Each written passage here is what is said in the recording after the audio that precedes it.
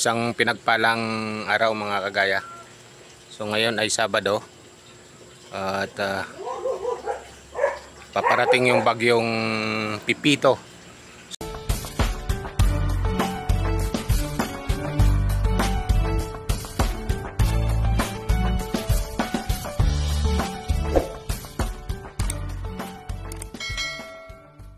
So ngayon ay 3 PM, makulimlim na, nag-start namang kulimlim yung kalangitan.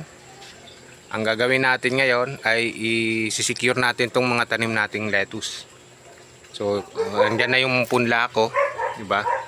So itong mga buti na lang kaninang umaga na-harvest na natin yung naibenta na natin yung mga 4 harvest natin. So yung mga natitira para sa next week na yan, itatabi natin yan para maiwasan kasi mukhang malakas yung bagyong paparating. So kino-consider ko lang itong greenhouse ko kasi nung yung Christine napunitan na siya. Napunit na yung area dito sa area na to. Siguro nabagsakan ng sanga. Napunit siya, mga 24 inches ang haba na napunit. So ni-repair lang natin. So yun yung iniingatan natin ngayon. Inaalala pala, baka bumigay na tong greenhouse natin. Huwag naman sana. So para maiwasan lang natin madamage yung mga tanim nating lettuce, ililigpit natin siya, ilalagay natin siya sa tuna box. Ilalagay natin sa ilalim. Bala ko doon sa ilalim ng isa kong greenhouse para hindi talaga siya mabugbog ng hangin.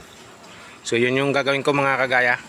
So ito yung isa sa mga advantage ng hydroponics. Pagka sa lupa, hindi na natin mabubunot yung tanim natin sa lupa para maitabi pag may paparating na bagyo. Sa hydroponics, kaya po natin yan gawin.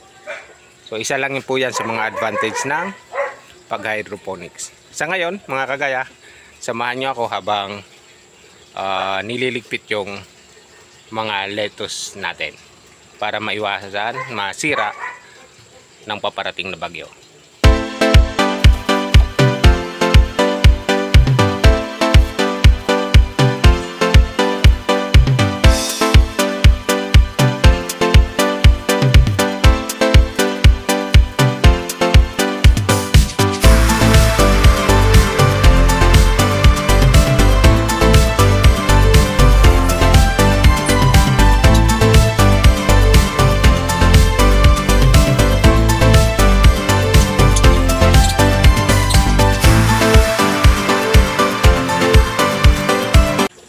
Ayan mga kagaya, nailagay na natin sa tuna boxes yung ating mga tanim na lettuce.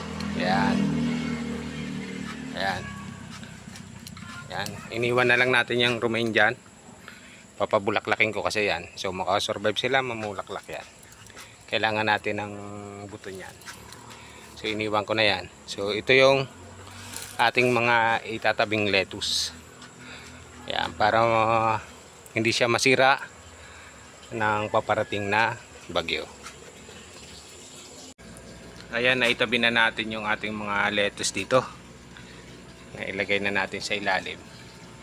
So ang problema nito, may mga aso tayo, baka ngat-ngatin nila yan. So ang gagawin ko dito, harangan ko siya ng net pupunta dyan para hindi magalaw ng ating mga alagang aso. So ayan. So na-save na natin to. Yan. Pag panalangin na lang natin na hindi masira yung ating greenhouse doon sa taas. Ayan.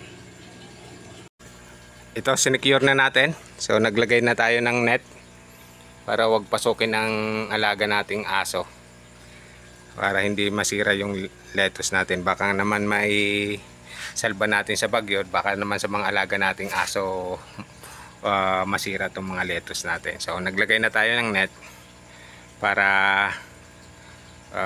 hindi na pasukin ng mga alaga nating aso. Ito mga kagaya, Lunes na ngayon ng umaga. So makulimlim pa rin. So laking pasalamat natin at hindi tayo nadaanan ng bagyo. medyo tumaas kasi yung direksyon, so hindi naapektuhan yung ating area. So ngayong umaga lininis ko na to para ibalik na natin yung mga tinabi nating lettuce dun sa baba. So kahit hindi dumaan dito yung bagyo, pinagpapasalamat pa rin natin na hindi nasira yung lettuce natin at hindi nasira yung ating greenhouse. So ngayong umaga ibabalik natin yon, na punasan ko na tong mga downspout na paglalagyan nila. Ayun.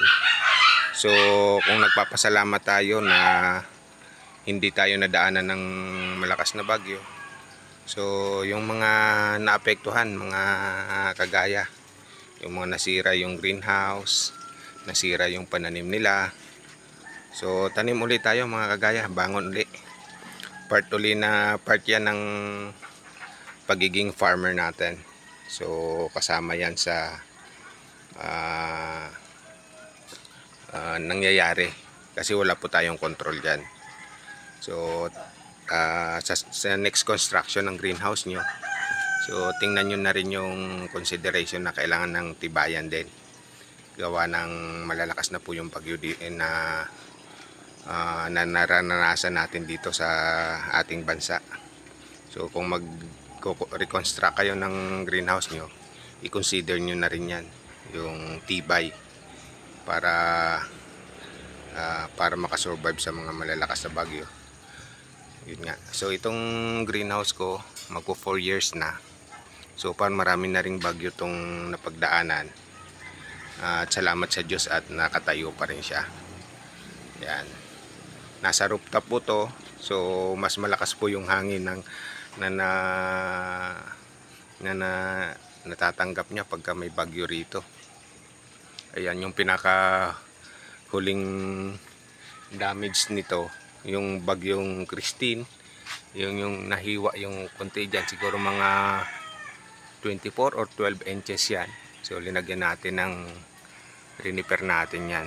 Kaya nga nag-alala ako dito sa huling bagyong Pipito, baka kako tuluyang sirain na tong greenhouse natin. Salamat na lang sa Diyos at hindi dito dumaan yung bagyo sa ating area.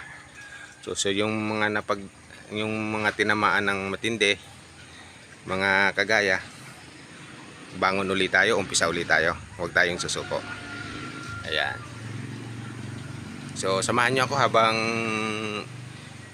ililipat ko ulit yung mga tanim nating lettuce. Makulimlim pa rin, pero sabi ng Pag-asa palabas na yung bagyo. Kaya pwede na natin ilagay ulit yung mga lettuce natin dito sa ating downspout, sa ating NFT setup.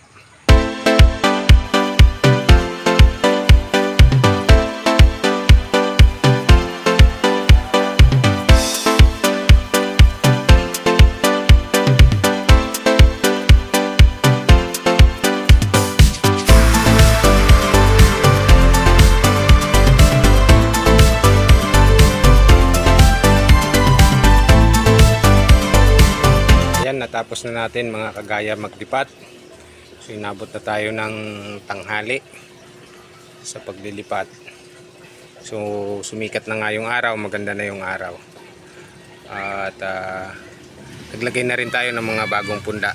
Ayan. Yung sa magkabilang gilid, puro bagong punla yan. Tapos ito yung mga tinabi nating tanim nating lettuce nung parating yung bagyong Pipito. So yun lamang mga kagaya, maraming salamat sa inyong panunood. Kung hindi ka pa nakasubscribe sa aking YouTube channel, inanyayahan ko po kayo mag-subscribe sa aking YouTube channel. At doon sa mga nagtatanong kung saan po yung aming location, kami po ay ito pong greenhouse ko ay nandito sa Barangay Upli, Alfonso, Cavite. Tapat lang po kami ng covered court. So malapit, madali lang po siyang hanapin. And i-search nyo lang sa maps, lalabas po yon, Ning's Leafy Greens. So ituturo kayo ng direction papunta rito sa amin. Muli, maraming salamat sa inyong panonood. Happy farming mga kagaya.